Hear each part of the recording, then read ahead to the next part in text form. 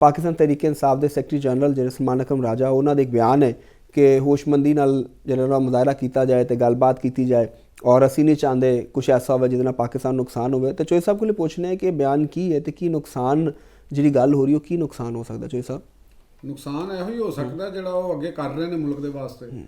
ਤੁਸੀਂ ਦੇਖੋ ਨਾ ਕਿ ਜਿਹੜੇ ਇਹ ਲੋਕ ਸਨ, ਇਹ ਬੰਦੇ ਜਿਹੜੇ ਨੇ ਸਲਮਾਨ ਅਕਰਮ ਰਾਜਾ ਸਾਹਿਬ ਹੋਣ ਜਾਂ ਇਹਨਾਂ ਦੇ ਜਿਹੜੇ ਦੂਸਰੇ ਸਾਥੀ ਰਹੇ ਨੇ, ਉਹਨਾਂ ਨੇ ਕਤਈ ਨਜ਼ਰ ਕਿਸੇ ਸਿਆਸੀ ਐਫੀਲੀਏਸ਼ਨ ਤੋਂ, ਤੁਹਾਡੀ ਕੋਈ ਵੀ ਸਿਆਸੀ ਜਮਾਤ ਹੈਗੀ, ਤੁਸੀਂ ਮੁਸਲਿਮ ਲੀਗ ਨੂਨ ਨਾਲ ਹੋ, ਤੁਸੀਂ ਪੀਪਲਸ ਪਾਰਟੀ ਨਾਲ ਹੋ, ਤੁਸੀਂ PTI ਦੇ ਨਾਲ ਹੋ, ਤੁਸੀਂ ਜਮਾਤ ਇਸਲਾਮੀ ਦੇ ਨਾਲ ਹੋ, ਕੋਈ ਵੀ ਤੁਹਾਡੀ ਪਾਰਟੀ ਹੋ ਸਕਦੀ, ਠੀਕ ਹੈ ਨਾ ਜੀ।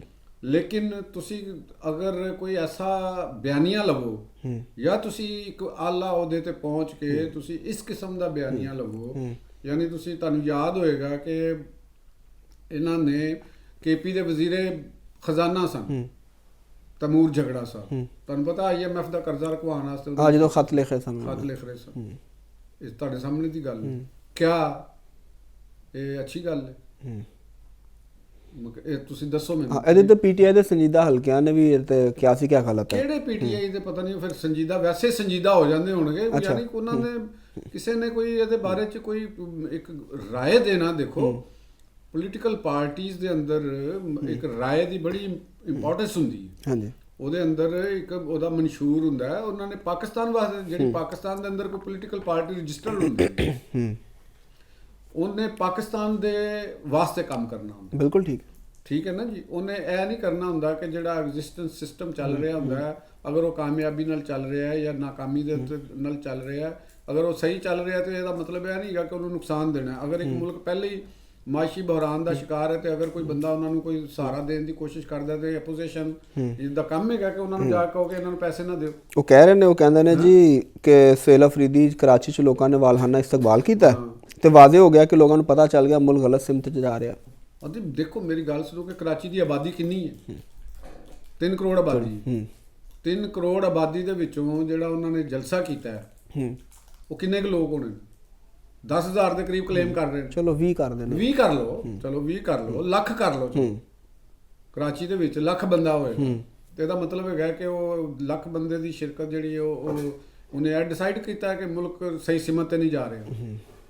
ਇਹ ਬਿਆਨੀਆਂ ਬਣਦਾ ਕਿ ਅਗਰ 1 ਲੱਖ ਬੰਦਾ ਇਕੱਠਾ ਹੋ ਜਾਂਦਾ ਹੈ ਕਿਸੇ ਜਗ੍ਹਾ ਦੇ ਉੱਤੇ, ਔਰ ਉਹ ਤੁਸੀਂ ਕਹਿੰਦੇ ਹੋ ਕਿ ਜੀ ਹੁਣ ਸਾਡੇ ਨਾਲ ਕਿਉਂਕਿ ਆਏ ਨੇ ਤੇ ਉਹ ਬਿਆਨੀਆ ਹੈਗਾ ਮੁਲਕ ਸਹੀ ਸਿਮਤ 'ਚ ਨਹੀਂ ਆ ਰਿਹਾ, ਤੇ ਤੁਸੀਂ ਦੂਸਰੀ ਤਰਫ ਅਗਰ ਜਾ ਕੇ ਦੇਖੋ ਅਡਿਆਲਾ ਦੇ ਬਾਹਰ, ਅਡਿਆਲਾ ਜੇਲ੍ਹ ਦੇ ਬਾਹਰ ਮੰਗਲ ਵਾਲੇ ਦਿਨ ਇਹਨਾਂ ਨੇ ਸਾਰਿਆਂ ਨੂੰ ਕਿਹਾ ਗਿਆ ਸੀ ਕਿ ਤੁਸੀਂ 30 ਬੰਦੇ ਹਰ MPA MNA ਲੈ ਕੇ ਆਏਗਾ।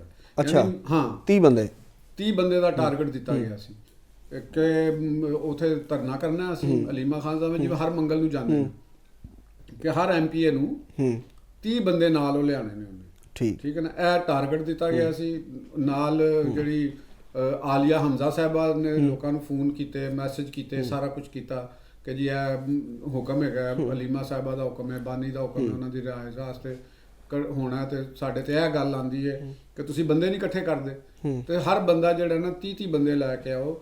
ਤੇ 30 ਬੰਦੇ ਤੇ ਕੋਈ ਬਹੁਤ ਜ਼ਿਆਦਾ ਨਹੀਂ ਹੈ, ਲਿਹਾਜ਼ਾ ਤੁਸੀਂ 30 ਬੰਦੇ ਲਿਆਓ। ਤੇ 30 ਬੰਦੇ ਅਗਰ ਲਿਆਣਗੇ ਤੇ ਉਹਨਾਂ ਦੇ ਅਗਰ MPs ਦੀ ਤਾਦਾਦ ਲਾ ਲਓ, ਸਾਡੇ ਕੋਲ ਇੱਥੇ ਪੰਜਾਬ ਦੇ ਅੰਦਰ MPs ਨੇ, MNAs ਨੇ, KP ਦੇ ਨੇ, ਇਹ 10,000 ਤੋਂ ਜ਼ਿਆਦਾ ਤਾਦਾਦ ਬਣਦੀ, ਯਾਨੀ ਇਹ 20-25 ਹਜ਼ਾਰ ਦੇ ਕਰੀਬ ਲੋਕ ਬਣ ਜਾਂਦੇ ਨੇ ਅਗਰ 30 ਸਾਰੇ ਹੀ ਬੰਦੇ ਲੈ ਜਾਣ। ਲੇਕਿਨ ਤੁਸੀਂ ਉਹਨਾਂ ਨੇ ਟਾਰਗੇਟ 10,000 ਦਾ ਰੱਖਿਆ ਸੀ ਕਿ ਚਲੋ ਕੋਈ ਨਹੀਂ ਆਂਦਾ, ਕੋਈ ਘੱਟ ਆਉਂਦੇ ਨੇ, ਕੁਝ ਥੋੜੇ ਹੁੰਦੇ ਨੇ, ਤੇ ਲਿਹਾਜ਼ਾ ਤੁਸੀਂ 30 ਬੰਦਿਆਂ ਦਾ ਤੁਹਾਨੂੰ ਇੱਕ ਟਾਰਗੇਟ ਦਿੱਤਾ। ਉਹਦੇ ਵਾਸਤੇ ਇੱਕ ਵੈਨ ਕਰਨੀ ਪੈਣੀ ਸੀ। ਹੁਣ ਉਹ ਪਤਾ ਚੱਲਿਆ ਕਿ ਕਈਆਂ ਨੇ ਕਿਹਾ ਕਿ ਜੀ ਉੱਥੋਂ ਦਾ ਕਿਰਾਇਆ ਜਿਹੜਾ ਅਗਰ ਲਾਹੌਰੋਂ ਜਾਣਾ ਹੈ, ਕਿਸੇ ਨੇ ਦਪਾਲਪੁਰ ਤੋਂ ਜਾਣਾ ਹੈ, ਫੈਸਲਾਬਾਦ ਤੋਂ ਜਾਣਾ ਹੈ, ਕਿਸੇ ਹੋਰ ਜਗ੍ਹਾ ਤੋਂ ਜਾਣਾ ਹੈ, ਤੇ ਉਹ ਤੇ ਇੱਕ ਬੰਦੇ ਦਾ ਕਿਰਾਇਆ ਹੀ ਉਹਨਾਂ ਨੇ ਕਿਹਾ ਜੀ ਹੈ, ਤੇ ਅਸੀਂ ਕਿਸੇ ਨੇ ਕਿਹਾ 10,000 ਲਾਂ, ਕਿਸੇ ਨੇ ਕਿਹਾ 30,000 ਲਵਾਂਗੇ। ਤੇ ਫਿਰ ਉਹ ਜਿਹੜੇ 30 ਬੰਦੇ ਨਾਲ ਜਾਣੇ ਨੇ ਉਹਨਾਂ ਦੀ ਰੋਟੀ ਵੀ ਦੇਣੀ ਹੈ, ਉਹਨਾਂ ਨੂੰ ਚਾਹ ਪਾਣੀ ਵੀ ਦੇਣਾ, ਉਹਨਾਂ ਨੇ ਐਵੇਂ ਤਾਂ ਨਹੀਂ ਨਾ ਚਲੇ ਜਾਣਾ, ਸਰਦੀ ਦੇ ਵਿੱਚ ਸਾਰੀ ਰਾਤ ਉੱਥੇ ਬਹਿਣਾ, ਤੇ ਉਹਨਾਂ ਦਾ ਸਾਰਾ ਨਾਲ ਕੰਬਲ, ਕੋਈ ਰਜ਼ਾਈਆਂ, ਤੇ ਉਹਨਾਂ ਨੇ ਕਿਹਾ ਤੇ ਇਹ ਤੇ ਇੱਕ ਬੰਦਾ ਜਿਹੜਾ ਨਾ ਇਹ ਤੇ ਲੱਖ ਤੋਂ ਜ਼ਿਆਦਾ ਦੀ ਰਕਮ ਸਾਡੀ ਤੇ ਪੈ ਜਾਣੀ ਹੈ। ਮਤਲਬ ਇੱਕ ਫੇਰੇ ਦੇ ਉੱਤੇ 30 ਬੰਦਿਆਂ ਨੂੰ ਲਿਜਾਣ ਵਾਸਤੇ ਲੱਖ ਰੁਪਇਆ ਤੇ ਸਾਡਾ ਵੈਸੇ ਹੀ ਲੱਗ ਜਾਣਾ, ਉਹਨਾਂ ਨੂੰ ਫਿਰ ਲਿਆਣਾ ਵੀ। ਠੀਕ ਹੈ, ਤੇ ਇਹ ਬੰਦੇ ਟੋਟਲ ਲਾਓ ਤੇ ਕਰੋੜਾਂ ਦੇ ਵਿੱਚ ਖਰਚਾ ਚਲਾ ਗਿਆ, ਹਰ ਬੰਦਾ ਕਿੱਥੋਂ ਦੇਵੇ? ਕਿਸੇ ਨੇ ਇਹ ਵੀ ਜਵਾਬ। ਲੇਕਿਨ ਅਗਰ ਅਸੀਂ ਉਹਨੂੰ ਕੱਲੇ ਕੱਲਿਆਂ ਦਾ ਦੇਖਨੇ ਆ, ਮਾਈਕਰੋ ਲੈਵਲ ਦੇ ਉੱਤੇ ਦੇਖਨੇ ਆ, ਇਹ ਤੇ ਐਸਟੀਮੇਟ ਮੈਕਰੋ ਲੈਵਲ ਦਾ। ਅਗਰ ਮਾਈਕਰੋ ਲੈਵਲ ਤੇ ਦੇਖਨੇ ਆ ਤੇ ਇੱਕ ਬੰਦੇ, ਇੱਕ ਐਮਪੀ ਵਾਸਤੇ 30 ਬੰਦੇ ਜਾਂ ਇੱਕ ਗੱਡੀ ਕਰਾਣੀ ਮੁਸ਼ਕਲ ਨਹੀਂ, ਵੈਸੇ ਵੀ ਲੱਗਦਾ ਵੀ ਨਹੀਂ ਕੋਈ ਮੁਸ਼ਕਲ ਹੈ। ਠੀਕ। ਹੁਣ ਅਗਰ ਉੱਥੇ ਬੰਦੇ ਕਿੰਨੇ ਕੁ ਗਏ ਨੇ? ਉੱਥੇ ਦੇ ਬੰਦੇ 500 ਵੀ ਨਹੀਂ ਸੀਗਾ। ਮੈਂ ਤੁਹਾਨੂੰ 500 ਜ਼ਿਆਦਾ ਕਹਿ ਰਿਹਾ, 500 ਵੀ ਨਹੀਂ ਸੀ ਹੈ। ਉਹ ਧਰਨਾ ਕੀ ਹੈਗਾ ਸੀ? ਉਹ ਰਾਤ ਨੂੰ ਸਾਰੇ ਨਿਕਲ ਕੇ ਚਲੇ ਗਏ, ਘਰ ਚਲੇ ਗਏ, ਕਿਉਂਕਿ ਇੰਨੇ ਤਦਾਦ ਹੀ ਨਹੀਂ ਸੀ। ਸਿਕਿਉਰਿਟੀ ਨੂੰ ਠੰਡਾ ਪਾਣੀ ਸੁੱਟ ਦਿੰਦੇ ਹੋ ਤੁਸੀਂ, ਨੁਕਸਾਨ ਵਾਸਤੇ ਕੋਈ ਮਸਲਾ ਨਹੀਂ ਹੋਇਆ। ਤੇ ਹੁਣ ਇੱਥੋਂ ਕਿਆ ਇਹ ਨਹੀਂ ਕਿਹਾ ਜਾ ਸਕਦਾ ਕਿ ਉਹਨਾਂ ਦੇ ਬਿਆਨੀਆਂ ਦੇ ਨਾਲ ਤੇ ਲੋਕ ਹੀ ਕੋਈ ਨਹੀਂ ਹੈਗੇ। ਠੀਕ ਹੈ, ਹਾਂ, ਅਗਰ ਉਹ ਪ੍ਰੈਸੀਡੈਂਟ ਜਿਹੜਾ ਸੈੱਟ ਕਰਦੇ ਆ ਤੇ ਫਿਰ ਹੋ ਸਕਦਾ ਤੇ ਫਿਰ ਇਹ ਵੀ ਪ੍ਰੈਸੀਡੈਂਟ ਬਣਦਾ ਨਾ ਕਿ ਜੀ ਉਹ 10,000 ਤੁਸੀਂ ਟਾਰਗੇਟ ਦਿੱਤਾ ਸੀ ਤੇ ਉੱਥੇ ਤੇ 500 ਬੰਦਾ ਹੈ ਤੇ ਬਾਕੀ 9,500 ਕਿੱਧਰ ਗਿਆ? ਵੀ ਘਰ ਦੀਆਂ ਖਵਾਤੀਨ ਆ ਗਈਆਂ, ਹੋਰ ਜਿਹੜੀਆਂ ਰੋਜ਼ ਰੂਟੀਨ ਦੇ ਜਿਹੜੇ ਆਉਂਦੇ ਨੇ, ਕੋਈ ਉਹ ਬਸਰੇ ਵਰਗੇ ਚਲੇ ਗਏ, ਵਿਹਲੇ ਕੰਮ ਘੱਟ ਹੋਏਗਾ ਜਿਨ੍ਹਾਂ ਨੂੰ, ਉਹ ਚਲੇ ਗਏ। ਤੇ ਬਾਕੀ ਕਿੱਧਰ ਗਏ?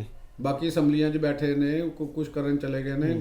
ਉਹ ਮਤਲਬ ਇਹਦਾ ਮਤਲਬ ਤੇ ਫਿਰ ਇਹੋ ਹੀ ਨਿਕਲਦਾ ਹੈ ਨਾ ਕਿ ਲੋਕ ਆਵਾਮ ਤੇ ਕੀ ਉਹਨਾਂ ਦੇ ਆਪਣੇ ਬੰਦੇ ਨਹੀਂ ਨਾਲ ਹੈਗੇ। ਯਾਨੀ ਅਗਰ ਕੋਈ ਇੱਕ ਐਮਪੀ ਖੁਦ ਵੀ ਹੋਵੇ, ਆਪਣੇ 4 ਯਾਰ ਦੋਸਤ ਬਿਠਾ ਲਵੇ, ਪੂਰਾ 30 ਬੰਦੇ ਵੀ ਔਖਾ ਕੰਮ ਹੈਗਾ।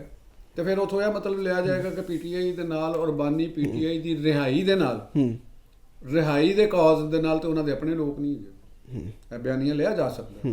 ਅਗਰ ਉਹ ਬਿਆਨੀਆਂ ਹੈਗਾ ਕਿ ਜੀ ਆਵਾਮ ਨੇ ਇਹ ਗੱਲ ਕਰਤੀ, ਅਸਲ 'ਚ ਮੈਂ ਪਹਿਲੇ ਵੀ ਇਹ ਗੱਲ ਕਹਿੰਦਾ ਰਿਹਾ ਹਾਂ, ਪੀਟੀਆਈ ਦੇ ਜਿਹੜੇ ਅਕਾਬਰੀਨ ਨੇ, ਜਿਹੜੇ ਪਾਲਿਸੀ ਸਾਜ਼ ਨੇ, ਉਹ ਪਾਕਿਸਤਾਨ ਦੇ ਹਾਲਾਤ ਦੇ ਮੁਤਾਬਕ ਆਪਣੀ ਪਾਲਿਸੀ ਨੂੰ ਡੀਲ ਕਰਨ। ਉਹਨਾਂ ਨੇ ਕੰਮ ਬਹੁਤ ਖਰਾਬ ਕਰ ਦਿੱਤਾ, ਆਪਣੇ ਹੀ ਕਾਇਦ ਵਾਸਤੇ ਹਾਲਾਤ ਤੰਗ ਕਰ ਦਿੱਤੇ ਨੇ। ਮੈਂ ਇਹ ਕਹਾਂਗਾ ਯਾਰ ਦੇਖੋ, ਜੋ ਕਾਇਦ ਉਹਨਾਂ ਦਾ ਕਾਇਦ ਦੀ ਜੋ ਪਾਲਿਸੀ ਹੈ, ਜੋ ਉਹ ਬੰਦ ਗਲੀ ਦੇ ਵਿੱਚ ਪਹੁੰਚੇ ਨੇ, ਬੰਦ ਗਲੀ ਦੇ ਵਿੱਚ ਵੀ ਅੱਗੇ ਤਾਂ ਹੁੰਦਾ ਨਾ ਕਿ ਚਲੋ ਬੰਦ ਗਲੀ ਦੇ ਵਿੱਚ ਐਂਟਰ ਹੋ ਗਿਆ ਤੇ ਵਾਪਸੀ ਦਾ ਰਾਹ ਹੈਗਾ। ਹੁਣ ਉਹ ਬੰਦ ਗਲੀ ਦੀ ਦੀਵਾਰ ਦੇ ਨਾਲ ਐਂਡ ਦੇ ਉੱਤੇ ਜਾ ਕੇ ਖਲੋ ਗਏ ਨੇ, ਜਿੱਥੇ 9 ਮਈ ਦੀ ਸਜ਼ਾ ਜਿਹੜੀ ਨਾ ਪੰਜਾਬੀ 'ਚ ਅਸੀਂ ਕਹਿੰਦੇ ਉਹ ਵੱਟ ਤੇ ਪਈ। ਰਿਹਾਈ ਤੇ ਬੜੀ ਦੂਰ ਦੀ ਗੱਲ ਹੈ। ਦਿਨ ਬ ਦਿਨ ਉਹਨਾਂ ਦੇ ਵਾਸਤੇ ਹਾਲਾਤ ਖਰਾਬ ਕਰ ਰਹੇ ਨੇ। ਕੁਝ ਜਿਹੜੇ ਬਾਹਰ ਬੰਦੇ ਬੈਠੇ ਨੇ YouTube ਦੇ ਉੱਤੇ, ਡਿਜੀਟਲ ਮੀਡੀਆ ਦੇ ਉੱਤੇ, ਤੁਸੀਂ ਉਹਦਾ ਜ਼ਰਾ ਹੁਜਮ ਦੇਖੋ। ਉਹਨਾਂ ਲੋਕਾਂ ਦੇ ਵਿਊਜ਼ ਦੇ ਉੱਤੇ ਜਿਹੜੀ ਪੈਸੇ ਆ ਰਹੇ ਨੇ, ਖਾਨ ਸਾਹਿਬ ਬਾਹਰ ਆ ਜਾਂਦੇ ਨੇ, ਉਹ ਸਾਰੇ ਵਿਊਜ਼ ਉਹਨਾਂ ਦੇ ਖਤਮ ਹੋ ਗਏ, ਮਰ ਗਏ। ਜਿਹੜੇ ਪਿੱਛੇ ਹੈਂਡਲਿੰਗ ਕਰ ਰਹੇ ਨੇ ਨਾ ਲੋਕ, ਜਿਹੜੇ ਸੋਸ਼ਲ ਮੀਡੀਆ ਦੇ ਇਨਵੈਸਟਮੈਂਟਾਂ ਕਰ ਰਹੇ ਨੇ, ਜਿਹੜੇ ਉਹਨਾਂ ਨੂੰ ਵਿਊਜ਼ ਦੇ ਰਹੇ ਨੇ, ਔਰ ਜਿਹੜੀਆਂ ਮਤਲਬ ਕਿ ਤਾਲਿਬਾਨ ਦੀਆਂ ਕੂਵਤਾਂ ਨੇ।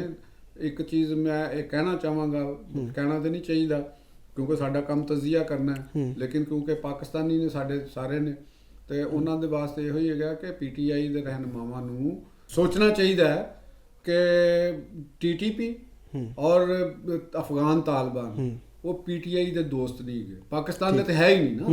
ਇਹ ਤਾਂ ਵਾਜ਼ਿਬ ਹੈ। ਹੁਣ ਅਗਰ ਜਿਸ ਤਰ੍ਹਾਂ ਸੁਹੇਲ ਅਫਰੀਦੀ ਸਾਹਿਬ ਜਿਹੜੇ ਨੇ, ਅਗਰ ਉਹ ਜਿਵੇਂ ਮੈਂ ਅੱਗੇ ਤੁਹਾਨੂੰ ਪਹਿਲੇ ਦੱਸਿਆ ਕਿ ਉਹ ਸਬੂਤ ਮੰਗਣ, ਤੇ ਯਾਰ ਕੀ ਅਜੀਬ ਨਹੀਂ ਗੱਲ ਹੈਗੀ। ਤੁਸੀਂ ਇਸ ਮੁਲਕ ਦੇ ਨਾਲ ਹੋ, ਮਤਲਬ ਲਾਸ਼ਾਂ ਤੇ ਆਪਣੇ ਹੱਥੀ ਚੁੱਕੀਆਂ ਨੇ। ਕਿਆ ਤੁਸੀਂ ਆਪਣੀ ਪਖਤੂਨ ਕੌਮ ਦੇ ਨਾਲ ਹੋ? ਪਖਤੂਨ ਕੌਮ ਦੇ ਨਾਲ ਤੇ ਤੁਸੀਂ ਨਹੀਂ ਮੈਨੂੰ ਲੱਗਦੇ ਹੈਗੇ। ਤੁਸੀਂ ਦੇਖੋ, ਅਗਰ ਤੁਹਾਨੂੰ ਹੁਣ ਤੱਕ ਨਹੀਂ ਇਸ ਚੀਜ਼ ਦਾ ਅੰਦਾਜ਼ਾ ਹੋ ਗਿਆ ਤੇ ਤੁਸੀਂ ਵਜ਼ਾਰਤ ਆਲਾ ਦੇ ਲਾਇਕ ਨਹੀਂ ਹੈਗੇ। ਇਹ ਜਨਾਬੇ ਵਾਲਾ ਸੁਣ ਲਵੋ ਗੱਲ ਕਿ ਤੁਸੀਂ ਵਜ਼ਾਰਤ ਆਲਾ ਦੇ ਲਾਇਕ ਨਹੀਂ ਹੈਗੇ। ਪੂਰੀ ਦੁਨੀਆ ਕਹਿ ਰਹੀ ਹੈ।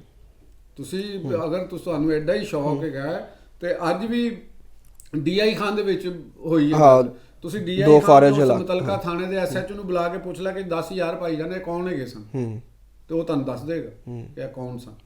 ਠੀਕ ਹੈ। ਔਰ ਉਹਨਾਂ ਦੇ ਹੁਣ ਲੀਡਰਾਂ ਦੇ ਉੱਤੇ ਜਦੋਂ ਪਬਲਿਕ ਪ੍ਰੈਸ਼ਰ ਬਣਿਆ, ਇੰਟੈਲੈਕਚੁਅਲ ਪ੍ਰੈਸ਼ਰ ਬਣਿਆ, ਮੀਡੀਆ ਦਾ ਪ੍ਰੈਸ਼ਰ ਬਣਿਆ, ਤੇ ਉਹਨਾਂ ਨੇ ਉਹਦੇ ਤੇ ਥੋੜਾ ਆ ਕੇ ਨਾ ਕਹਿਣਾ ਸ਼ੁਰੂ ਕਰ ਦਿੱਤਾ ਕਿ ਹਾਂ ਉਹ ਹੈ ਨੇ, ਤੇ ਉਹਨਾਂ ਨੇ ਤਨਾਜ਼ਰ ਕੋਈ ਹੋਰ ਲਿਆ। ਮੈਂ ਅੱਗੇ ਵੀ ਇਹ ਗੱਲ ਕਰ ਚੁੱਕਿਆ ਹਾਂ ਕਿ ਸਿਆਸਤਦਾਨ ਹੋਵੇ, ਖਾਸ ਤੌਰ ਤੇ ਬਹੁਤ ਹਾਈ ਪ੍ਰੋਫਾਈਲ ਸਿਆਸਤਦਾਨ ਹੋਵੇ, ਤੁਸੀਂ ਵਜ਼ੀਰ ਆਜ਼ਮ ਹੈ, ਅਗਰ ਕੋਈ ਸਿਆਸਤਦਾਨ ਹੋਣਾ ਤੇ ਇੱਕ ਜਿਹੜਾ ਗਵਰਨਮੈਂਟ ਆਫੀਸ਼ੀਅਲਸ ਵੀ ਉਹਦੇ ਤੇ ਵੀ ਉਨੀ ਜ਼ਿੰਮੇਵਾਰੀ ਹੁੰਦੀ ਹੈ। ਜਿੰਨਾ ਵੱਡਾ ਅਹੁਦਾ, ਜਿੰਨੀ ਪਾਵਰ ਹੋਣੀ, ਉਹਦੀ ਜ਼ਿੰਮੇਵਾਰੀ ਆਉਂਦੀ ਹੈ। ਤੇ ਫਿਰ ਬੋਲੋ, ਕਿਆ ਤੁਹਾਨੂੰ ਨਹੀਂ ਪਤਾ ਕਿ ਤਾਜਿਕਿਸਤਾਨ ਸ਼ਿਕਾਇਤ ਕਰ ਚੁੱਕਿਆ ਹੈ, ਉਹਨਾਂ ਦੇ ਮੁਲਕ ਦੇ ਵਿੱਚ ਹਮਲਾ ਹੋ ਚੁੱਕਿਆ, ਤਾਲਿਬਾਨ ਨੂੰ ਬਰਾਹ ਰਾਸਤ ਨਾਮਜ਼ਦ ਕਰ ਚੁੱਕਿਆ।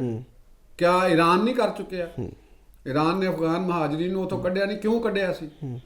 ਸੁਹੇਲ ਅਫਰੀਦੀ ਸਾਹਿਬ ਪੁੱਛ ਲੈਣ ਨਾ ਜ਼ਰਾ। ਈਰਾਨ ਦੇ ਕਿਸੇ ਲੀਡਰ ਨੂੰ ਜਾ ਕੇ ਪੁੱਛ ਲੈਣ, ਤੁਹਾਡੇ 'ਚ ਹਿੰਮਤ ਹੈਗੀ ਤੇ ਜ਼ਰਾ ਪੁੱਛੋ ਨਾ, ਤੁਹਾਨੂੰ ਦੱਸ ਦੇਗਾ। ਫਿਰ ਉਹ ਇੱਥੇ ਤੇ ਬੈਠ ਕੇ ਗੱਲਾਂ ਕਰ ਲੈਂਦੇ ਹੋ ਨਾ, ਤੇ ਉਹਨਾਂ ਨੂੰ ਜ਼ਰਾ ਪੁੱਛੋ ਕਿ ਜੀ ਭਾਈਜਾਨ ਇਹ ਗੱਲ ਹੈ ਤੇ ਮੈਨੂੰ ਜ਼ਰਾ ਦੱਸ ਦਿਓ, ਤੇ ਤੁਹਾਨੂੰ ਦੱਸ ਦੇਗਾ, ਬੜੇ ਅੱਛੇ ਤਰੀਕੇ ਨਾਲ ਦੱਸੇਗਾ। ਉਜ਼ਬੇਕਿਸਤਾਨ ਵਾਲੇ ਨੂੰ ਬੁਲਾ ਕੇ ਪੁੱਛ ਲਓ, ਉਹ ਤੁਹਾਡਾ ਹਮਸਾਇਆ ਹੈ, KP ਦੇ ਨਾਲ ਲੱਗਦਾ ਹੈ, ਤੁਸੀਂ ਜ਼ਰਾ ਉਹਨਾਂ ਦੇ ਸਦਰ, ਉਹ ਵੀ ਤੁਹਾਨੂੰ ਬੜੀ ਅੱਛੀ ਤਰ੍ਹਾਂ ਦੱਸ ਦੇਗਾ। ਮੇਰਾ ਕਹਿਣ ਦਾ ਮਕਸਦ ਹੈਗਾ ਕਿ ਨੌਨ ਸੈਂਸ ਹੋਣਾ ਵੀ ਇੱਕ ਆਪਣੇ ਵਾਸਤੇ ਤੇ ਸ਼ਾਇਦ ਉਹਨਾਂ ਵਾਸਤੇ ਤੇ ਕਹਿੰਦੇ ਨੇ ਨਾ ਕਿ ਕਿਸੇ ਚੀਜ਼ ਦਾ ਨਾ ਪਤਾ ਹੋਣਾ ਇਹ ਇੱਕ ਬੜੀ ਬਲੈਸਿੰਗ ਹੁੰਦੀ ਤੇ, ਲੇਕਿਨ ਕੋਈ ਹੁਕਮਰਾਨੀ ਦੇ ਮਨਸਬ ਤੇ ਫਾਇਜ਼ ਹੋਵੇ ਔਰ ਅਗਰ ਉਹਨੂੰ ਕਿਸੇ ਚੀਜ਼ ਦਾ ਨਾ ਪਤਾ ਹੋਵੇ ਤੇ ਇਹ ਬੜਾ ਵੱਡਾ ਡਿਜ਼ਾਸਟਰ ਉਸ ਕੌਮ ਦਾ, ਉਸ ਮੁਲਕ ਦਾ ਬੜਾ ਵੱਡਾ ਅਲਮੀਆ ਹੁੰਦਾ ਹੈ। ਠੀਕ ਹੈ, ਇੱਕ ਕਾਮਨ ਮੈਨ ਦੇ ਲਾ ਇਲਮ ਹੋਵੇ ਹਕਾਇਕ ਤੋਂ, ਉਹਦੀ ਲਾ ਇਲਮੀ ਉਹਦੇ ਵਾਸਤੇ ਸ਼ਾਇਦ ਫਾਇਦਾਮੰਦ ਹੋਵੇ ਕਿ ਉਹ ਮੁਖਤਲਿਫ ਟੈਨਸ਼ਨ ਤੋਂ ਬਚਿਆ ਰਹੇ।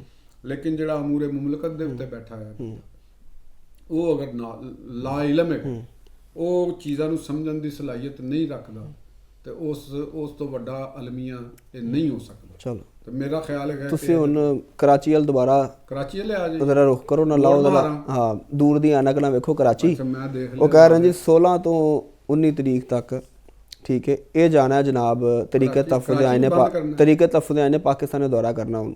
अच्छा, तरीके तफਜ਼ आइन ने कराची ਦਾ ਦੌਰਾ ਕਰਨਾ ਹੁਣ, ਕਰਾਚੀ ਦਾ, ਤੇ ਉੱਥੇ ਉਹਨਾਂ ਨੇ ਆਇਨ ਨੂੰ ਬਚਾਉਣਾ ਹੋਏਗਾ। ਹਾਲਾਂਕਿ ਉਹ ਮੇਰਾ ਖਿਆਲ ਹੈ ਕਿ ਅਗਰ ਉਹ ਅਪੋਜੀਸ਼ਨ ਲੀਡਰ ਬਣ ਜਾਂਦੇ ਤੇ ਪਾਰਲੀਮੈਂਟ 'ਚ ਆਇਨ ਪਛਾਣ, ਤੇ ਕਰਾਚੀ ਜਾਵੇਂ ਗਲੀਆਂ 'ਚ ਖੁਆਰ ਹੁੰਦੇ ਫਿਰਨਗੇ ਤੇ ਫਾਇਦਾ ਕੋਈ ਨਹੀਂ। ਤੇ ਜੋ ਪੀਪਲਸ ਪਾਰਟੀ ਨਾਲ ਹੋ ਗਿਆ ਹੈ ਨਾ, ਤੇ ਇਹਨਾਂ ਨੂੰ ਹੁਣ ਉੱਥੇ ਸਪੇਸ ਨਹੀਂ ਮਿਲਦੀ, ਕਿਉਂਕਿ ਤੁਹਾਨੂੰ ਪਤਾ ਕਿ ਉਹਨਾਂ ਦੀ ਟੋਪੀ ਵੀ ਵਾਪਸ ਕੀਤੀ ਗਈ ਹੈ। ਅੱਛਾ, ਕਰਤੀ ਵਾਪਸ ਉਹ ਅਜਰਕ ਵੀ ਤੇ ਉਹ ਟੋਪੀ ਵੀ ਵਾਪਸ ਕਰਤੀ ਗਈ। ਸੋਸ਼ਲ ਮੀਡੀਆ ਤੇ ਕਲਿੱਪ ਵੀ ਬਣੇ ਕਿ ਜੀ ਇਹ ਭਾਈ ਜਾਨ ਫੜੋ, ਉਹਨਾਂ ਨੇ ਕਰਕੇ ਸੋਸ਼ਲ ਮੀਡੀਆ ਦੇ ਤੇ ਖਾਣੇ ਕਿਹਾ ਤੁਹਾਡੀ ਟੋਪੀ ਜੇ ਤੇ ਇਹ ਤੁਹਾਡੀ ਸਿੰਧੀ ਅਜਰਕ ਜੇ, ਤੇ ਅਸੀਂ ਸਾਡੇ ਵੱਲੋਂ ਤੁਸੀਂ ਫਰਕ। ਅੱਛਾ, ਸੋਸ਼ਲ ਮੀਡੀਆ ਤੇ ਵਾਪਸ ਕੀਤੀ, ਤੇ ਉਹ ਵਾਪਸ ਹੀ ਲਈ ਕੰਮ ਹੋ ਗਿਆ ਨਾ, ਕਿ ਜਦੋਂ ਤੁਹਾਨੂੰ ਉਹਨਾਂ ਨੇ ਕਹਿਤਾ ਕਿ ਉੱਥੇ ਤੇ ਹੈ ਹੀ ਕੁਛ ਨਹੀਂ, ਉੱਥੇ ਸਾਡੇ ਨਾਲ ਬਹੁਤ ਜ਼ੁਲਮ ਹੋਇਆ, ਬੜੀ ਜ਼ਿਆਦਤੀ ਹੋਈ, ਤੇ ਪੀਪਲਸ ਪਾਰਟੀ ਨੂੰ ਵੀ ਚੰਗਾ ਬਣਨ ਦਾ ਬੜਾ ਸ਼ੌਕ ਸੀ। ਤੇ ਉਹਨਾਂ ਵਾਸਤੇ ਤੇ ਮੈਂ ਇਹੋ ਹੀ ਕਹਾਂਗਾ, ਪੀਪਲਸ ਪਾਰਟੀ ਦੀ ਜਿਹੜੀ ਕਿਆਦਤ ਹੈ, ਜਿਨ੍ਹਾਂ ਨੇ ਉਹਨਾਂ ਨੂੰ ਇਹ ਮਸ਼ਵਰਾ ਦਿੱਤਾ ਸੀ ਕਿ ਤੁਸੀਂ ਇੱਕ ਅੱਛਾ ਕੰਮ ਕਰੋ, ਤੇ ਮੈਂ ਉਹਨਾਂ ਨੂੰ ਇਹ ਕਹਾਂਗਾ ਕਿ ਇਹਨੂੰ ਕਹਿੰਦੇ ਜੇ ਹੋਰ ਚੁੱਪੋ, ਤੇ ਤੁਸੀਂ ਜ਼ਰਾ ਤੁਹਾਨੂੰ ਪਤਾ ਲੱਗ ਗਿਆ ਹੈ ਨਾ ਕਿ ਵੀ ਜਨਾਬ ਇਹ ਨਹੀਂ ਜੇ ਕਿਸੇ ਦੇ ਨਾਲ ਮੁਖਲਸ ਹੈਗੇ, ਤੇ ਤੁਸੀਂ ਕਿਆ ਫਿਰ ਮੈਂ ਦੁਬਾਰਾ ਇੱਕ ਤੁਹਾਨੂੰ ਗੱਲ ਕਰਨ ਲੱਗਾਂਗਾ, ਕਿਆ ਇੱਕ ਐਸਾ ਰਵੱਈਆ ਜਿਹੜਾ ਨਾ ਡਿਕਟੇਟਰਸ਼ਿਪ ਦੇ ਉੱਤੇ ਹੋਵੇ, ਡਿਕਟੇਟਰਸ਼ਿਪ ਦਾ ਵੀ ਕੋਈ ਨਜ਼ਰੀਆ ਹੁੰਦਾ ਹੈ, ਕੋਈ ਉਹਦੀ ਲਾਈਨ ਹੁੰਦੀ ਹੈ, ਇੱਕ ਐਸਾ ਰਵੱਈਆ ਜਿਹੜਾ ਨਾ ਤੇ ਡਿਕਟੇਟਰਸ਼ਿਪ ਦੇ ਕਿਸੇ ਮਿਆਰ ਤੇ ਪੂਰਾ ਉਤਰਦਾ ਹੋਵੇ, ਜਮਹੂਰੀਅਤ ਦਾ ਤੇ ਉਹ ਹੈ ਹੀ ਨਹੀਂ, ਤੇ ਨਾ ਕਿਸੇ ਹੋਰ ਨਜ਼ਰੀਏ ਦੇ ਮਿਆਰ ਤੇ ਪੂਰਾ ਉਤਰਦਾ। ਤੇ ਕਿਆ ਉਹਨਾਂ ਦੇ ਨਾਲ, ਉਸ ਰਵੱਈਏ ਦੇ ਨਾਲ, ਇੱਕ ਡੈਮੋਕ੍ਰੈਟਿਕ ਰਵੱਈਏ ਦੇ ਨਾਲ ਹੈਂਡਲਿੰਗ ਪੋਸੀਬਲ ਹੈ? ਤੁਸੀਂ ਉਹਨੂੰ ਹੈਂਡਲ ਕਰ ਸਕਦੇ ਹੋ ਇੱਕ ਜਮਹੂਰੀ ਰਵੱਈਏ ਦੇ ਨਾਲ? ਕਰ ਸਕਦੇ ਹੋ, ਠੀਕ ਹੈ ਨਾ। ਹੁਣ ਤੁਸੀਂ ਇੱਕ ਕਿਸੇ ਵੀ ਬੰਦੇ ਨੂੰ ਫੜੋ ਸੜਕ ਦੇ ਵਿੱਚ ਜਾਂਦੇ ਨੂੰ, ਤੇ ਉਹਨੂੰ ਤੁਸੀਂ ਜਾ ਕੇ ਤੇ ਯੂਨੀਵਰਸਿਟੀ ਲੈ ਜਾਓ ਤੇ ਕਿਹਾ ਉੱਥੇ ਪੜ੍ਹ ਲੇਗਾ? ਪਹਿਲੇ ਨਹੀਂ ਹੋਣਾ। ਸਰਕਾਰ ਪੀਪਲ ਜਿਹੜਾ ਜਮਹੂਰੀਅਤ ਬੇਹਤਰੀਨ ਇੰਤਕਾਮ ਦਾ ਨਜ਼ਰੀਆ ਕੀਤਾ ਨਾ, ਇਹ ਇੰਤਕਾਮ ਜਮਹੂਰੀਅਤ ਦੇ ਉਹਨਾਂ ਲੋਕਾਂ ਵਾਸਤੇ ਹੈਗਾ, ਤੇ ਹੁਣ ਤੇ ਤੁਹਾਡੇ ਕੋਲੋਂ ਦੂਜਿਆਂ ਨੇ ਇੰਤਕਾਮ ਲੈ ਲਿਆ। ਸਰ